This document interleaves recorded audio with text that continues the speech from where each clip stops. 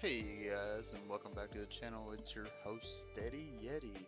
I'm glad to actually be talking to y'all. I've had to make some silent videos recently. Something was going on with the mic, power outage, and OBS. Two things that don't mix. But anyways, we are back.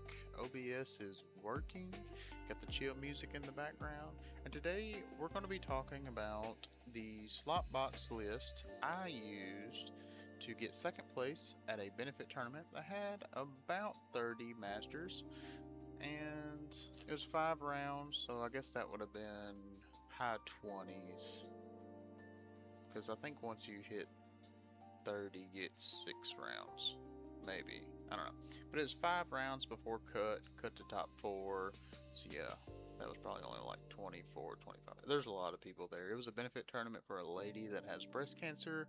So we had a magic event going on, a rift bound. There's pretty much every game had an event going on for this lady and her support. And this store is super cool for doing that. Once a year, they have a benefit tournament for someone who is suffering from cancer or some sort of illness. They've done illnesses so far. They might do like house fires or something, but at the moment it's all been illnesses. And this one was a Pokemon tournament. First place was a 25th Celebrations ETB, so that was pretty cool prize. It was only $10 entry. They had a lot of cool things going on with the raffles and silent auctions and all that. Second place, which is what I got, was a Ascended Heroes Meganium Mega Box and 2 play packs, so that was super cool. Still well worth my money to only pay $10. That box is probably about $45 right now MSRP. Who knows what they're selling it for online, because I'm sure it's ignorant. But anyways, so let's hop into the deck. Pretty standard slot box list. If you paid attention to the Big Japan Championships, that was about 2 to 3 months ago, I think. This list is almost identical to it. Some cards have changed. Some ideas have changed. Azul GG has played this deck a lot on his channel. His is a little bit different. I'll get into that here in a minute as well. But this is the list I kind of locked in on. It's the list that felt both the most aggressive, but also the most consistent. So first off, the first card that we're going to be talking about today is Mr. Paldea and Tauros. This card is an absolute monster. It makes Mega Extra Drill, which you know is my new standard deck. Pee its pants. Terrified of it. And basically, hold on just a second. Okay, for some reason I was thinking my music wasn't playing in the background. Back to it. So basically, this guy was added to the deck for Crustle because, as you can tell by looking at the rest of the deck, Crustle is going to just body it because we're playing basically all EXs except for a single Monkey Dory and 2 Petcherons. That's not going to get anywhere. So we have this boy, Paldea and Tauros. For 2 colorless and a fighting is why he matters. He does 90 damage. If your opponent's Pokemon's a stage 1, he does 90 more. So 180 base before weakness, which will be 360 post weakness. That will knock out a very big Crustle. And I'm pretty sure, yeah, Crustle only does 120. So actually you can get 2 hits off this guy from a Crustle unless they were playing some kind of damage modifier, which isn't very common. But yeah, he's also super good against Mega Extra Drill. Did not play any Mega Extra Drill in paper, but obviously if you've been playing on the ladder, you can tell that there's more than enough. So right there with that. Other than that, pretty straightforward. So Teal Dance is your main engine here to put basic grass energy on this guy, draw you some cards, and then you use either Ends Plan to switch energy or obviously Energy Switch. And then basically the way the deck works is whatever your best attacker is what you want.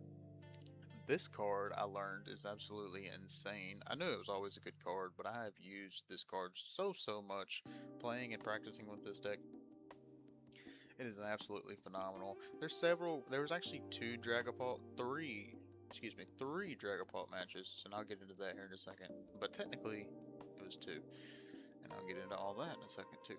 But um, and this guy I didn't even see Lily's Clefairy. I just used this, and I was just taking down their smaller mons before they even got into pull, and I just took over the game in two of those games. But like I said, we'll talk about that in a second.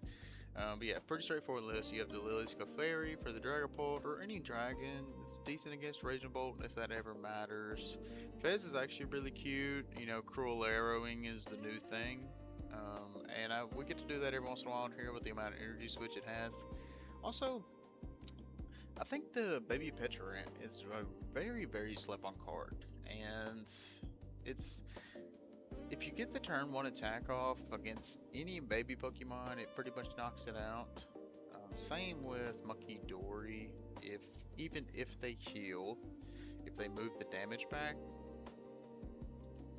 you can still knock it out on the following turn, which is pretty good. It's pretty good to like lock up a Meowth or something like Fez. Something around like the Fez HP, so Latios would be a good one too, because it knocks out coming into your turn, which is really good because they don't get to choose their active Pokemon and then play around their choice.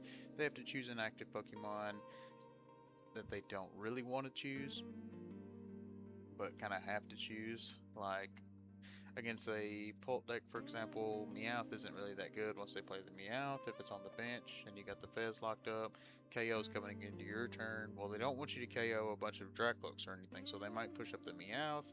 Makes it really easy to get a second 2 prizes going. But yeah, and really that's just the thing. This is a tempo deck. You're trying to keep tempo the whole time. That's why we play a heavy items line, of low supported line, just to keep tempo, keep rolling, keep going. And I respect All Out Blitzel for cutting the Teal Mask from his list, but for me, one, being one of my favorite cards, but two, it just felt too good to get rid of, so I didn't want to, so I didn't. His list was a lot different anyways. He wasn't on the Prism energies and all that. He had just 2 or 3 of each energy with Crispins, which is fine, but like I said, I like this list more, so it's the list I chose. Second off, the Japan's Championships used Unfair Stamped as the aspect, so we have Legacy Energy instead. This was Azul GG's idea, and I do agree with it a lot after testing. Given that 5th Rainbow Energy makes it a lot easier if you go second to get off a turn 1 donk, because all these Pokemon, none of them attack for grass except for Teal Mask, unless you're trying to work into some kind of Cruel Arrow turn 1 or Mega Kang attack turn 1, which I have seen and done, but it's not normal. You know, you're normally like one of your 2 energy attackers is who we're working with. It also makes it a little easier to attack with Latios if we have to, not that we want to. And also the 5th Rainbow Energy makes it a lot easier to commit the Monkey Dory almost every single game. Now, since the Monkey Dory is one of the best cards in the game, I shouldn't have to do very much explanation, but that being said, he's one of the best cards in the game. He makes situations like where your Kang took a really big hit, if you can pull it back to the bench and not have to use it for draw, and you can keep pushing damage here and pushing damage here and pushing damage there. You can get the Wellspring into some cooler situations. You can get the Fez doing 130, which kind of matters sometimes for specifically Monkey Dory as a good example, and certain things like that. It could have been a thing where you Wellspringed a Meowth that already had damage on it via Risky Ruins, and then you can move 30 over and knock it out. So yeah, Monkey Dory is really, really good. Having the 5th Rainbow Energy makes you want to play with Monkey more, and I agree with that 100%. Something I said the entire time I was testing this deck is that it needs a second Night Stretcher. I don't know where in the world we would put it or what we would take out for it.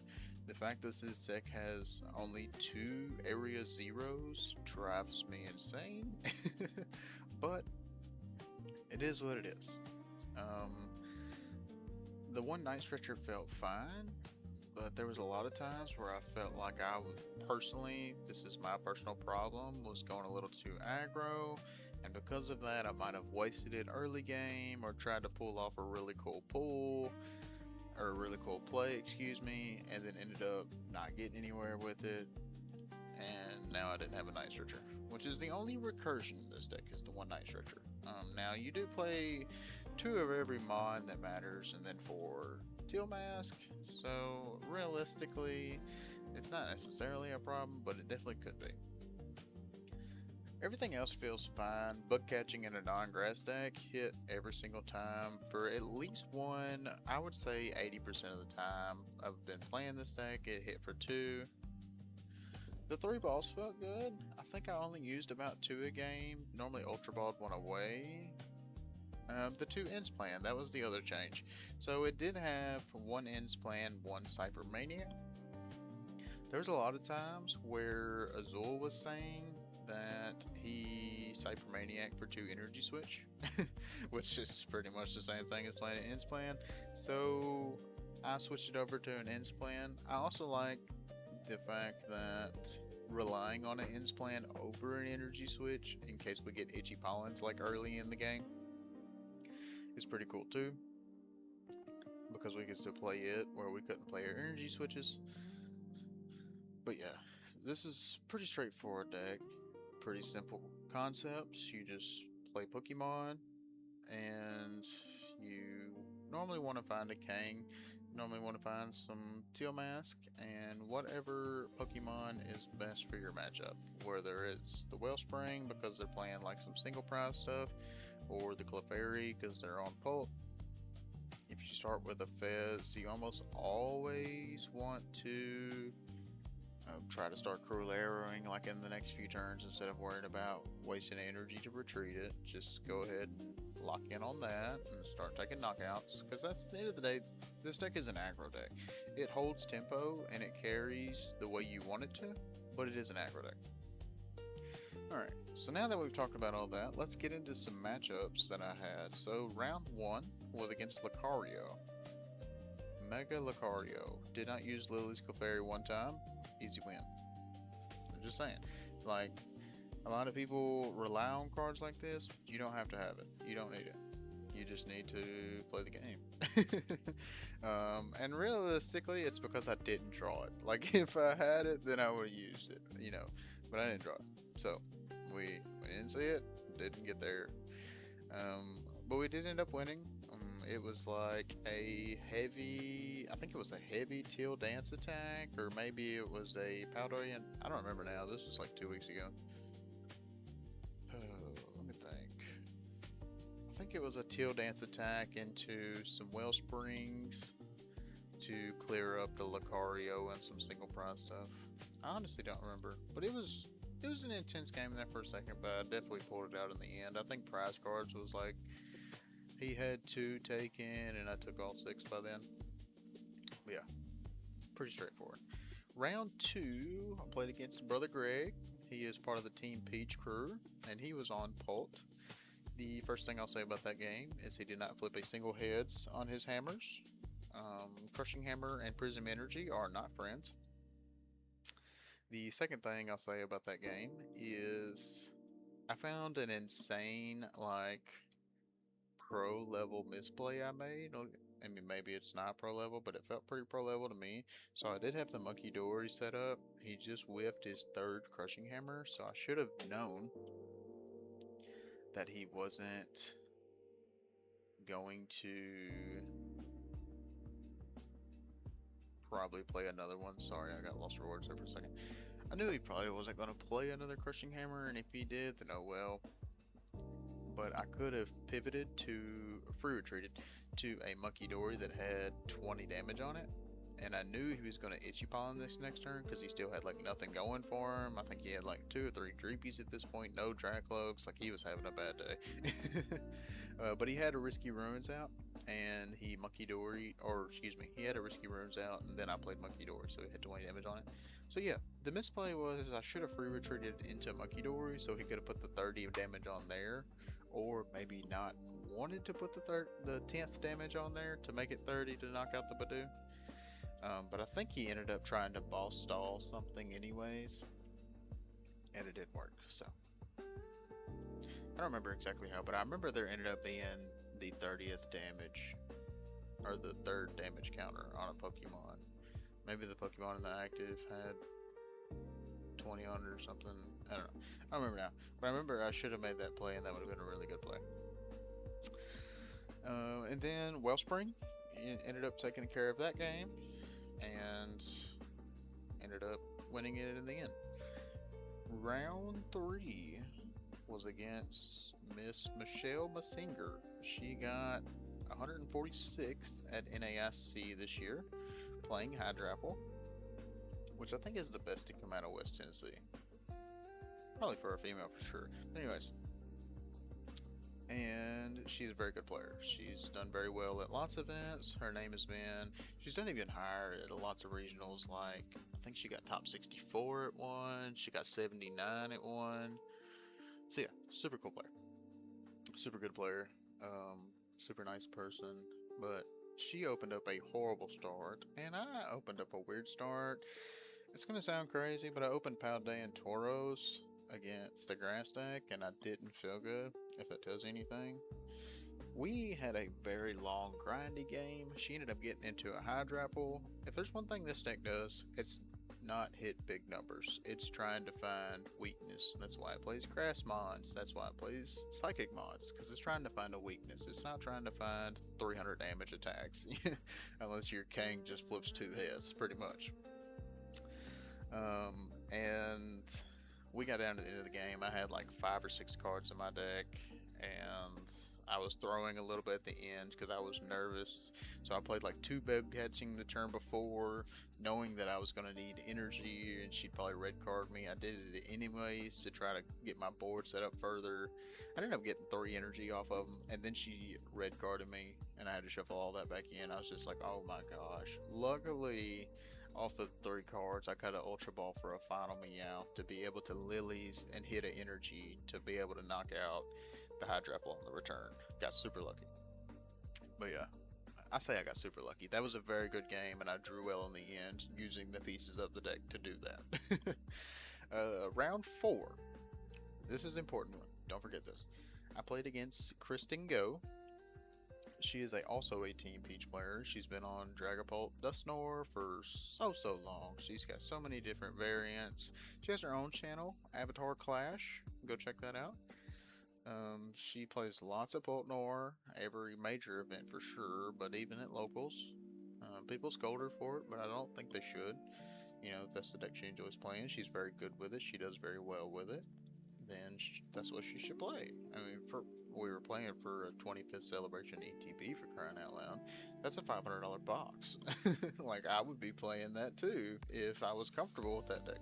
I'm more comfortable with a shell like this, so that's what I play. And we both had a really good game. I started off kind of slow approach. I bossed a shaman that she had, and was sobbing it for a few turns, and that was going well. And then in the end, I honestly just didn't find what I needed. I grinded and grinded and grinded. Mind you, this is all best of 1. The 5 Swiss rounds were best of 1. I grinded for a while and just couldn't get there, so I ended up letting her have it in the end, because I was tired and I was ready to get a snack before the next round, and I knew that it was going south anyways. I think she'd already taken 3 or 4 prize cards and I haven't taken any. Something about this deck is, unless you just set up some crazy plays, you're taking 2 prize cards at a time, unless you're knocking out megas or single prizes for that matter. But ended up losing to her, which was fine. And then in round 5, I got paired against my buddy Zane. Now, we was looking at the records and there was, I was X1, he was X2. If he won, he would still be X2. I would also be X2. I would be X2 with better tiebreakers because I played against better opponents. I mean, I literally played against the person who won the tournament. We'll get to that in a second. Hold on. And she was undefeated going into this round. And the person she played in the last round was Matt Bagness. I'll get into him in a second. And I think they ID'd, so they were both still undefeated. So basically, an X2 was not going to make it. It had to be an X1 and another undefeated or another X1 or something like that. Well, it ended up being two X1s that made it because they were the best record. And I got super lucky on top 4 pairings. I got paired against Festival Lead. You're like, wait, super lucky. This deck don't seem like it would be too great against Festival Lead. Hold on, I'm not done. And my opponent in the finals, because I got second, was playing, which was Christian on pole, was playing against, not Hydropole, B-Drill. B-Drill is not a good matchup for my deck at all. I would definitely rather play against single prize cheese like Festival Lead than B-Drill any day of the week. This has got a lot of HP. We don't have any big fire attackers at all that fit in the deck very well. So yeah, it's real bad. Real bad.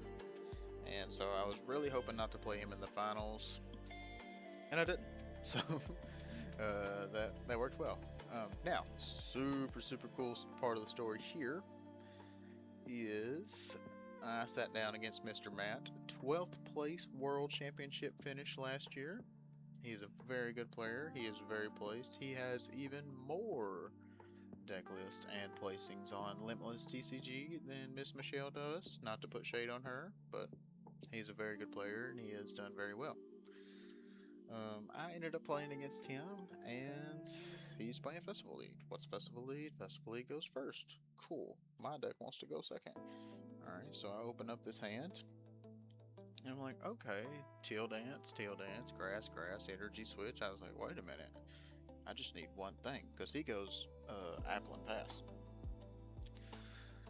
So, I was like, okay, let's see what we can do here. So, turn 1, or on my turn 1 going second, I Teal Danced, and I drew into the Energy Switch and then bug catching for an energy, and then I was able to donk him basically. Game 2, mind you, we've been playing for a total of 45 seconds, and I was a little nervous. I knew he was a really good player, and I knew that it was definitely going to be a great game. I had a decent matchup. I was testing against Festival the night before. Shout out my buddy Brad. And I was using some Wellspring and some Pheasantipity and a little bit of Peturant, maybe some Monkey Dory here and there. So I kind of knew how the matchup was going to go. And then I had the Pawdea and Tauros in the end if I needed it, just to try to work out the prize race. But for the most part, it was pretty standard. I also liked using the Mega King against Festival Lead before they printed the new card, because it's a lot harder for them to do 300 damage. It's pretty much impossible, I think. Yeah, I think the most they can do is 280. Technically it's 300 with the max spell, but that's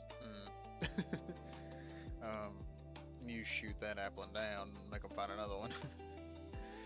So game 2 against Mr. Matt, he shuffles up, I shuffle up, and I open in my hand and I'm like, okay, it's possible. Let's see what happens. And once again he goes Applin Pass. I'm like, alright. And so I lay down a Baby Fetch, a Latios, and a Teal Mask. I have Ultra Ball and some random cards.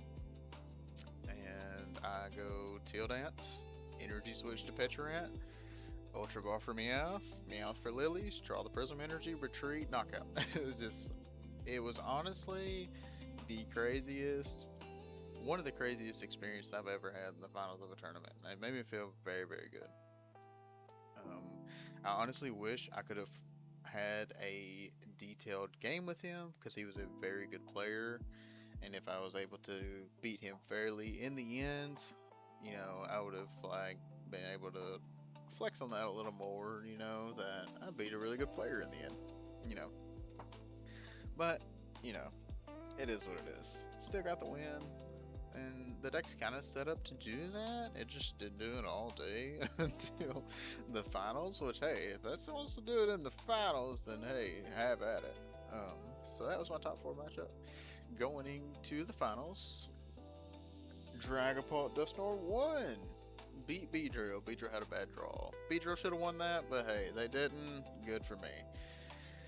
Now, Dragapult Dusknoir is supposed to be a good matchup. We're literally like a Dragapult Dusknoir counter deck. Well, not necessarily Dusknoir counter, but Dusknoir's not the best against us. But we are a Dragapult counter deck. We have Wellspring for early game, we have Fez for early game, we have Clefairy for the late game, and like it's just like, I don't know what happened. You let your Kang sit in the active a lot, that way it can draw a bunch of cards, because it's hard for him to knock it out. Yeah, it just didn't happen. Game 1, grindy game 1. Mind you, we're playing for a $500 ETB. I'm not scooping on these. But game 1, we play, and we're doing good. She's doing good, I'm doing good. She went second. She was top C, so she got to choose.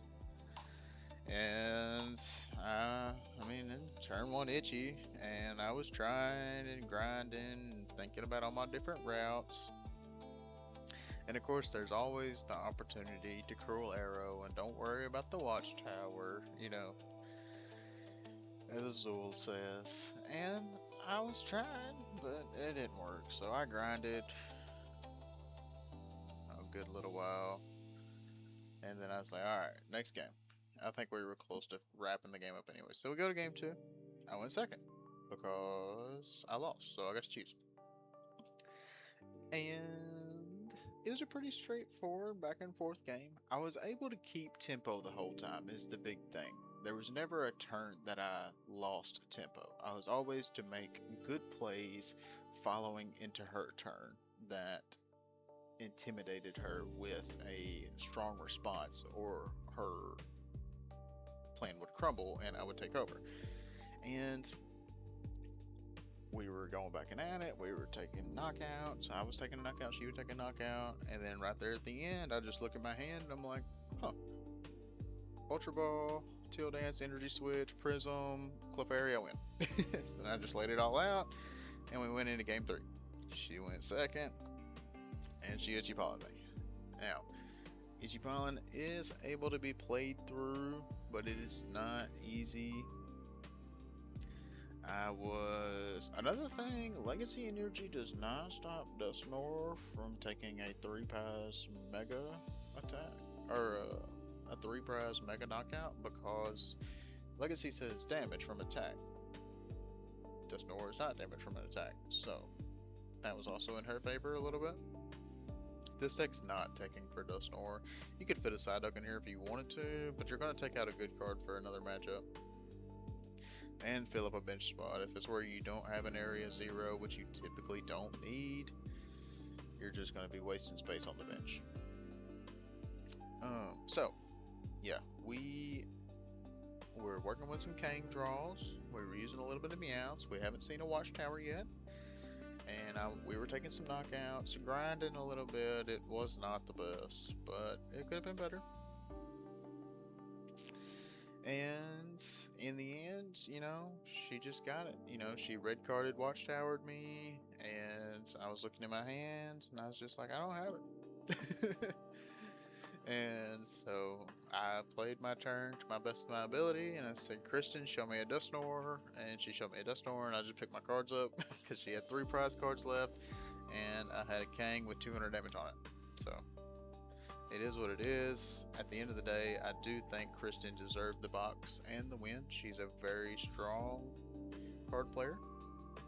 She's a very good card player, and I know that she came there with full intention to win, so the fact that I lost to her is not a problem at all.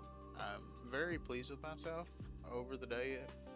After all, I didn't expect to get second place. I honestly didn't even expect to play this deck.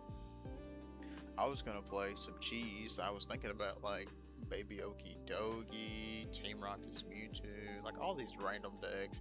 or I really like Zoroark right now. I'm a horrible Zoroark player, but I like playing it. So I was just gonna slap together a Zoroark list that I liked and play it. And in the end, I found out the day before that we were going to be playing in the Pitch Black meta. The whole time we were told we were going to be playing in the Chaos Rising meta, but then they decided to set a poll for that store of what meta they wanted to play in, and of course more people guessed Pitch Black. Which if I'd known I'd been playing this, I would have also guessed Pitch Black, because like Wellspring is a fairly good against the Delmize deck, and Tauros is good against Excadrill. Now, mind you, there were Excadrills everywhere. There was like 5 of them. I didn't see any, but they were there. And there's a lot of decks there. Zoroarks, there was a few Pults, a few Lucardios. My buddy was on Garchomp. And shout out to Zane, by the way. I forgot to say that, now that I remember. He was going to let me have the win. I ended up winning the match anyways, but he was going to let me have the win. That way I could make Top Gun. I really appreciate that from you. But yeah. So yeah, lots of Pitch Black was there. I was kind of upset. Almost didn't even want to go. I'm glad I did now. And I was texting my buddy Lauren. I was like, I don't know what I'm going to do. It's like, I guess I'll just play Slop Box. I'm super comfortable with it. It's a deck I really enjoy. If I can dodge the B drills, we should be fine. And that's what I did.